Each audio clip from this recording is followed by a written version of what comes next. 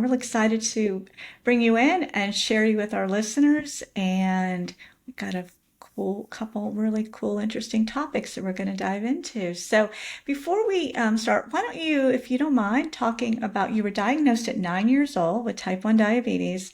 And if you just want to take us back and just kind of walk us through your diagnosis, and we'll start there. Yeah, so nobody in my family has type 1 diabetes. It's just me, which I know is pretty common. But what had happened was I was 9, like you said, and I was so thirsty all the time. I was drinking tons of milk, tons of water, anything I could get my hands on.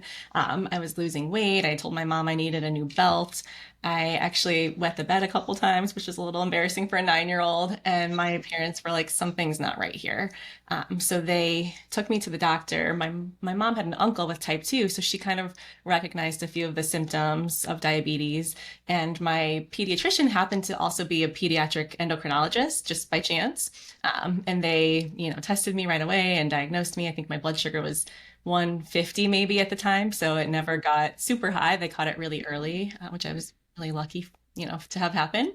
And so from then, I started with injections and then quickly moved to a pump and haven't turned back.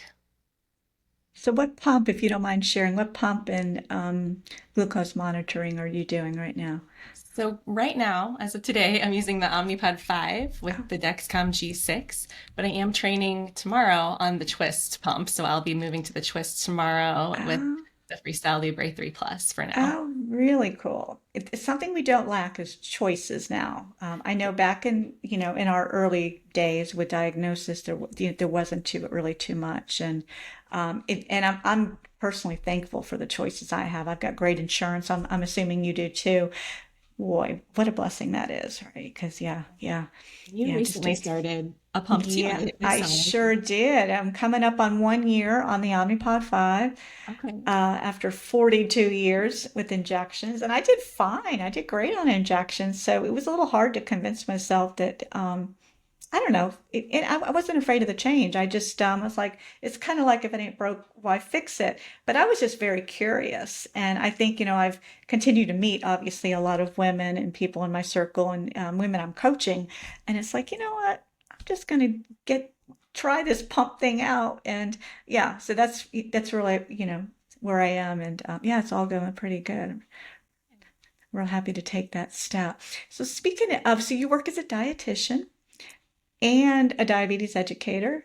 So CDCES. So as we know, that's the long version of Certified Diabetes Care and Education Specialist. Did I get it right? Yeah, it's a mouthful. Yeah, I managed to get that out to even look at my notes. So that's pretty cool. So tell us how was that an easy transition or not easy, but was that a kind of a intuitive transition for you as you were growing up and going to college and studying, what you wanted to be when you grew up? So how did that all kind of correspond? Yeah. So when I was diagnosed, I met with a diabetes educator and a dietitian. And really from that point, I was like, that seems like a really neat job. I would love to do that. When I get older, I wanted to work with kids with diabetes. And, that was kind of my goal at first. But as I've gotten more into things, I really like working with adults as well. And yeah, really from that young age, I was like, this is what I want to do. And I stuck with the plan and almost went off course because I really didn't love the science classes and things like that I had to take. But I'm glad that I stuck with it because I Stuck really with it. Yes, yeah. yes. And I'm sure you're helping a lot of people. So you are known online as the Mama, and if I'm mispronouncing this, please correct me. Mama Beats? Yeah, Mama Okay. BDs. Uh-huh. Oh, BDs. Okay, obviously that makes sense. So funny, you stare at a word all these years, and it's like, gosh, I don't even know how to pronounce it some days. So BTs, yeah, that makes sense. So tell us about that. You mentioned because you wanted to be more connected with moms that are also living with diabetes. So it's really the role of being a mother and all that caregiving that comes with motherhood. And then there's that section where we know we really need to take care of ourselves because we can't take care of our children if we're not taking care of ourselves. That is something I wished I knew you and this concept when I was raising my daughter. She's now 29, so she's grown and gone. Luckily, she's not too far away, so we get to see her a lot.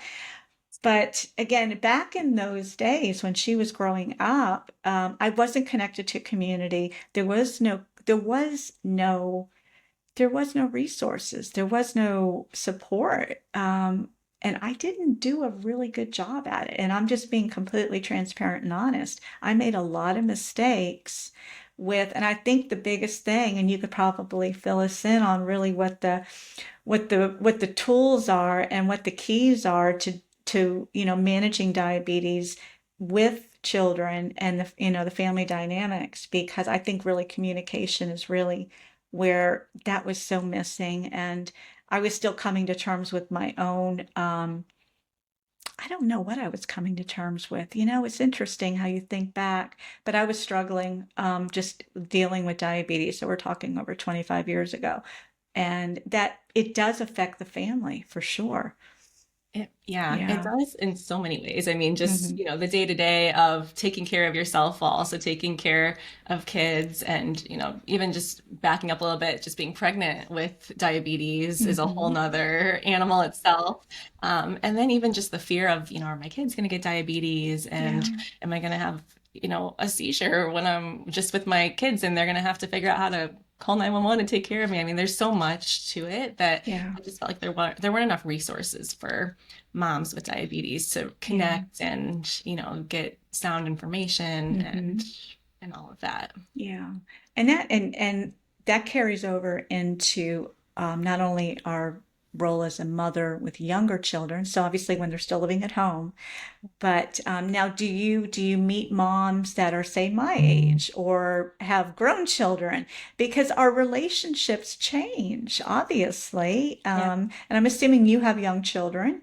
And and we will see that, we're also dynamic, and the relationships will change just as our care for our diabetes changes. So yeah, there's a lot of layers to this, isn't Yeah, there? there really are. Yeah. And I mean, with, women all throughout the motherhood journey, even if God. they're, a grandmother, but were never a mother, or if they're a dog mom, it all counts. So there's Yeah.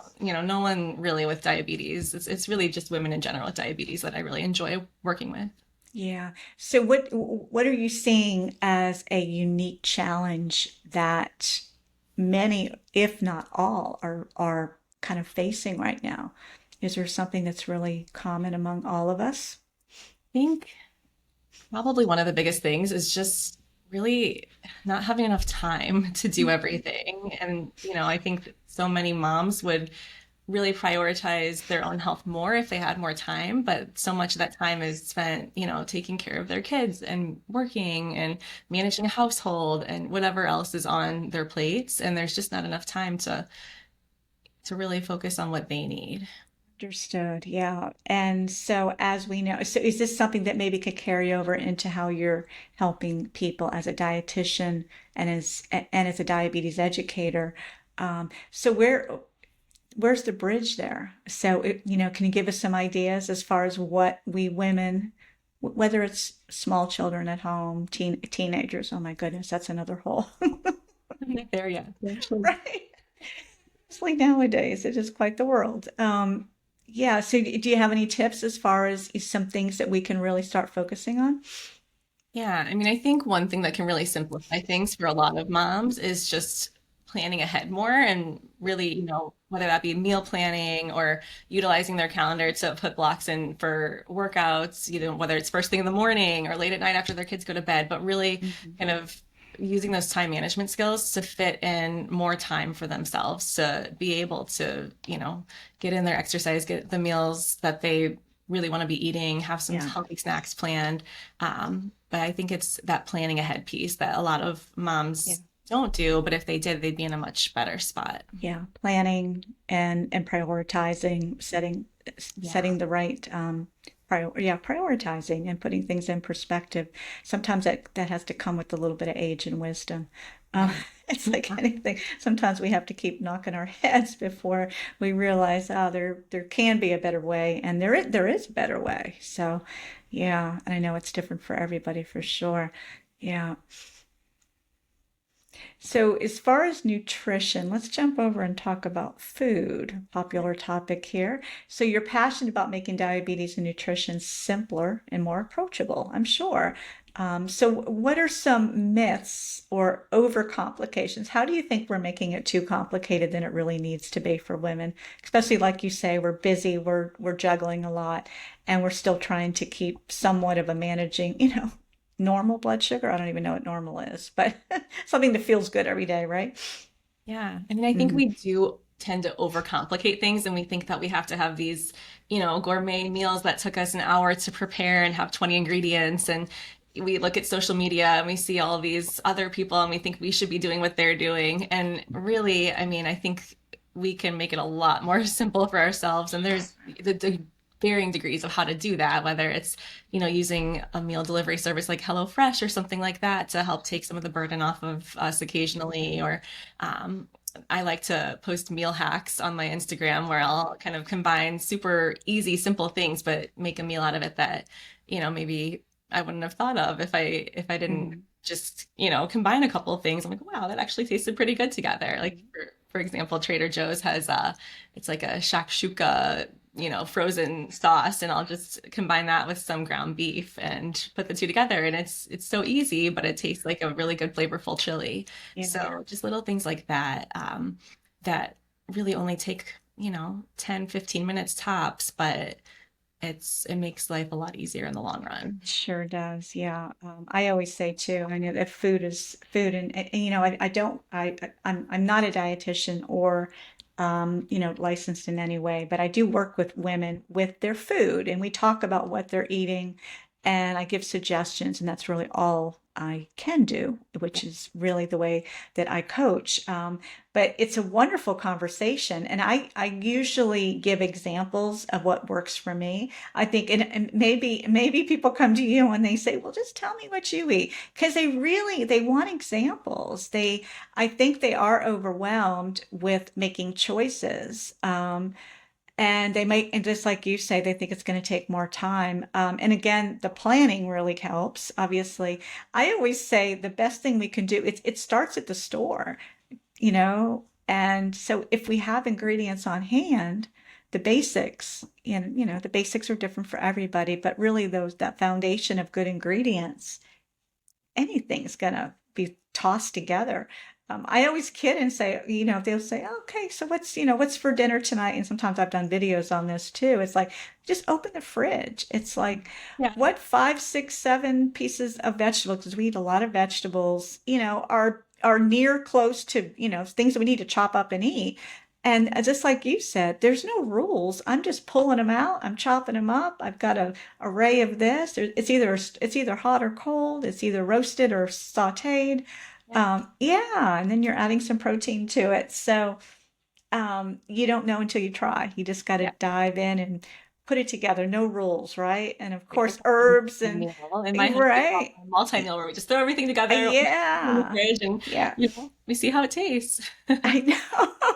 I also have, just on the topic of planning, I Yeah, I love like a it. super, super simple like meal planning guide that I created, but Oh, it's the same thing over and over again. And it's just got a spot for breakfast, lunch, dinner, snacks, grocery list. And it's, even something as simple as that, just getting it hmm. on paper or putting it on your Yeah. phone or something can really Yeah, make it so much right, easier. right. And like anything, we have to practice it. The more we do it, the more that we get comfortable and confident doing, putting meals together, we're more prone to keep doing it. That's kind of how habits are built in general, aren't they? Yeah, yeah, Sure, it's easier over time. absolutely. So if you could wave a magic wand and remove one piece of nutrition stress from women with type 1, what would it be?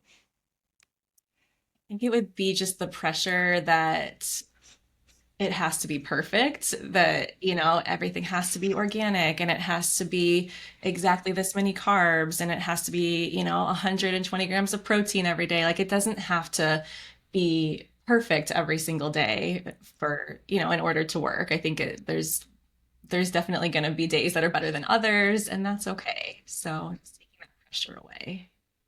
And when you're working with your patients, you're looking at obviously their data as well. So that's kind of bumping up against and not analyzing their meals because I'm sure you're not. I don't think you have your microscope out, but you're evaluating it. And then so this is something they're learning with you as well, which I think is such a great idea to work with a type 1 diabetes specialist who not only lives with it but also knows food, to really put these meals together and to feel confident about it and how the blood sugar is going to reflect, generally speaking, because we know there's no perfection with that. So that's obviously probably something what you do. Yeah.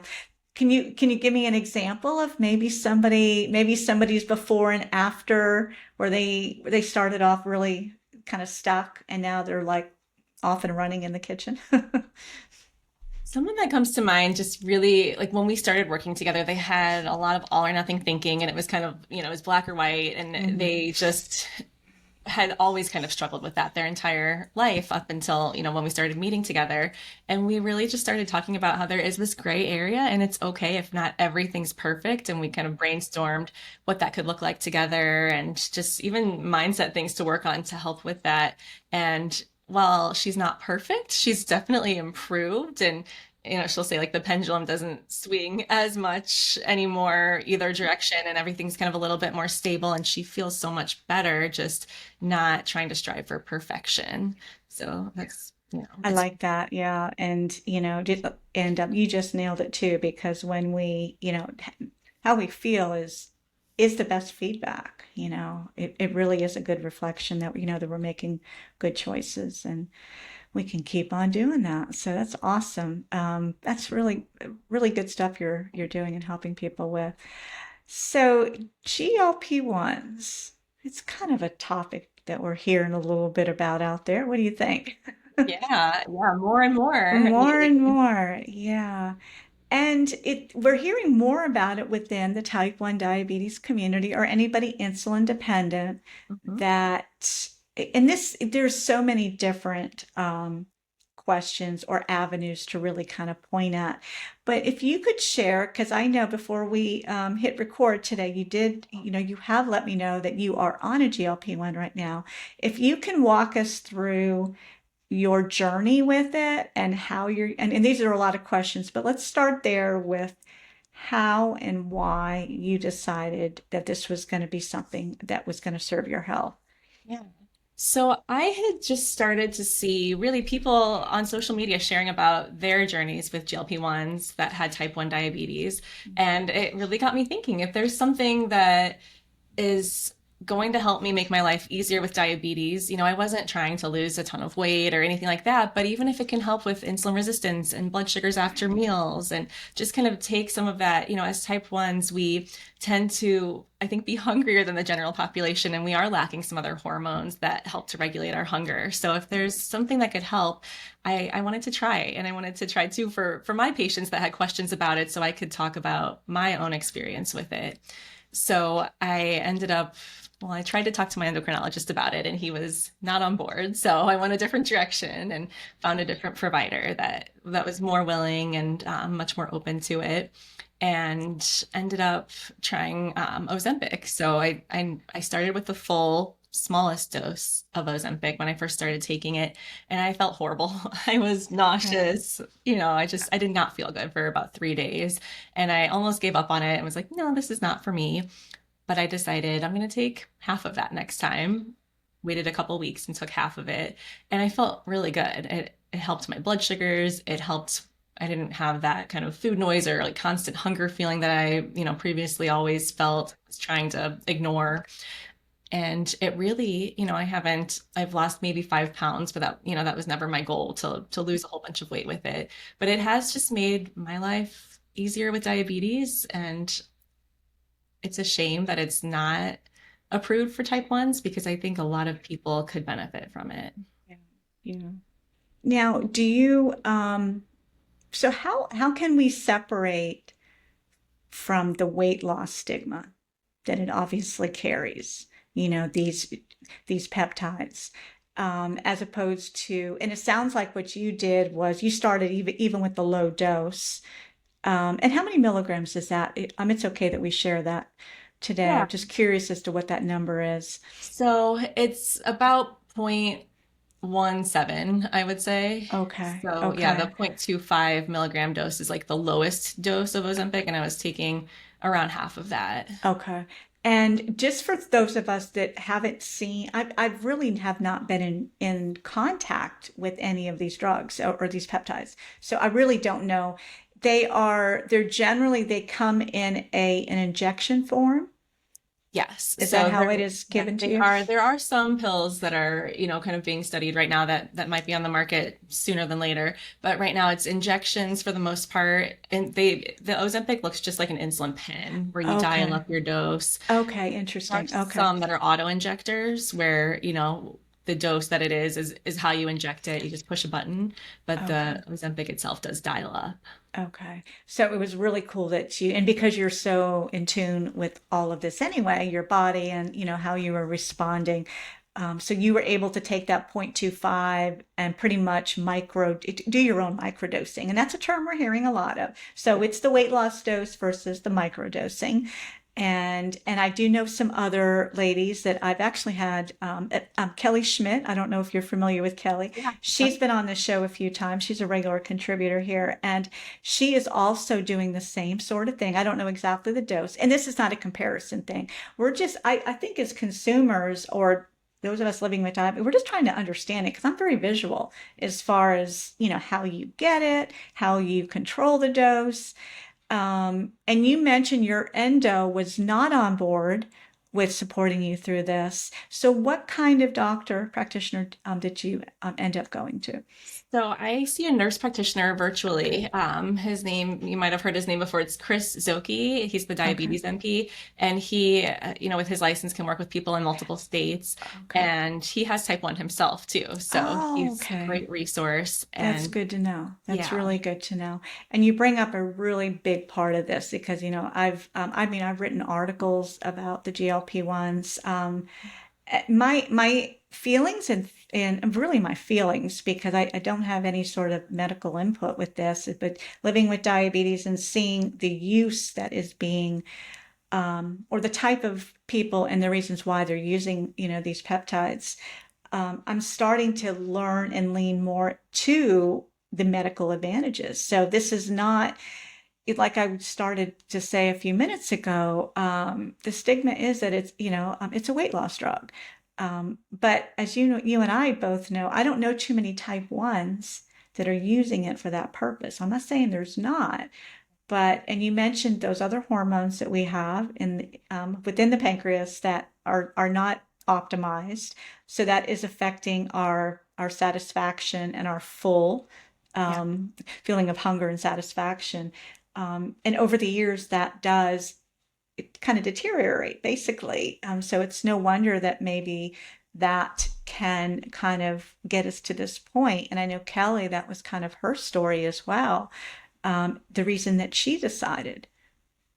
Yeah, Yeah, yeah. and a lot of us with type 1 that aren't, weight loss isn't the main goal, we can stay on those lower doses. I've been on this for almost a year now, and I'm still Okay, taking that small dose, that, okay, kind of half of that smallest dose still, okay, and I'm still getting the benefits of it. So, okay.